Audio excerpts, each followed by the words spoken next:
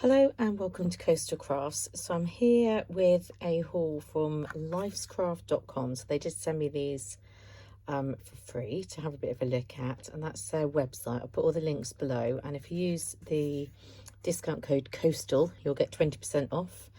So why not? Don't like paying full price for anything. Yeah, so I chose a few dies. Oh, it's a car. And I also thought I would try out some of their ink pads as well. So I've got, I'll show you those first actually. So they are dewdrop ink pads. Don't know why this is like on top so you can't see, but yeah, 4 pieces. And they're quite, I chose the colours obviously, and they are quite pale colours. It says water drop multi-surface chalk ink. I have had a little play to see kind of what the quality is like. Just stamping, not with a stamping tool or anything, just stamping straight on. Obviously some of the colours are quite pale, so they're not as easy to see. But there we go, it's that pink colour. And the green colour, which is very pale to see. The yellow colour is a lot easier to see. But not that being pale is a bad thing, because there are times when you want them pale. It's just not that easy to show you right now. And the purple, so they probably are the clearest to see. So yeah, they're definitely very sort of wet and juicy, and I'll have a bit more of a use of those. So they're not quite a cheap price. Pigment ink, give it a go. I thought, why not? So that's those ones. And then the rest of the things I got were some dies. So I've got some Christmassy ones and some not Christmassy. I'll show you the not Christmassy. Actually, I think only one is really Christmassy. So I thought a Converse shoe, basically, for this die. So you get your little boot, and then you get the bit that goes on the boot and the other sort of bits. So I think they're definitely going for a Converse, aren't they, with the star there. Quite cute and a good size. I thought it might be a lot bigger, and actually I prefer it being this size, which if I have a ruler I can tell you roughly what it is. So 3.5 inches or 9 centimeters, so not too bad to actually fit onto something. So I made this little tag in cute pastel colors because we know that's what I like. And I just added a bit of cord to make it look like it's tied up. So it does die cut out all these little circles, so you can put them all on to make it look like the I guess I don't know what they're called, the eyelets that you put the lace through. And I guess you could have it go lacing all the way around, but I thought that's far too much effort for me to do, and I wasn't sure it's going to look right, so I didn't. And I was trying to stick to fairly similar colours because I didn't want to go, I don't know, I just like that look. And for some reason it's quite hot. It's always hot in the craft room. That's why I've opened the window and it sounds a bit noisier. But there we go. So that's that one. And then I got this die set, which, although I have got one that makes up a little cloche on top of a cake stand, this one I just thought came with some really cute pieces. I've not really had much of a chance to use some of the cute pieces, but you do get, you can see these little dies I thought were just adorable. That are all, you know, got all these embossed lines to make a little cake with a cherry on, a little cupcake and a little macaroon. And there's also a tiny sweet there. Haven't had a chance to decorate these, but you could definitely colour them in for making some tiny craft projects. I think they would be really, really cute. So that's those.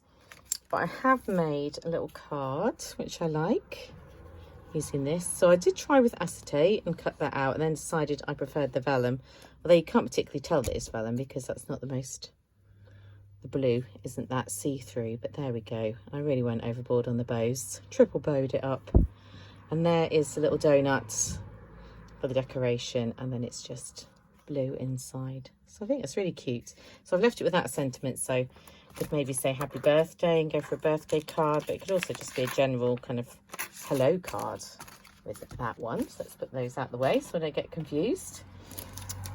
This one I guess is like an autumnal card, and I wanted it die set mainly because I just wanted an acorn die It also comes with a pine cone die.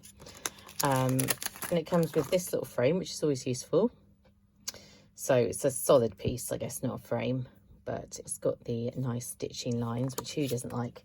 And I think that's a bit of a different size to any of the others that I have got. So what are we looking at? 12 centimetres. I was doing it in inches, but it wasn't very exact, so I didn't bother by 7.5 centimetres. So not really a particular card size, but there we go. And you also get the words thank you, which look like this. And thank yous are always useful, aren't they? Especially, I guess, with Christmas coming. And you don't need to use it with the acorn and pine cone, but you could.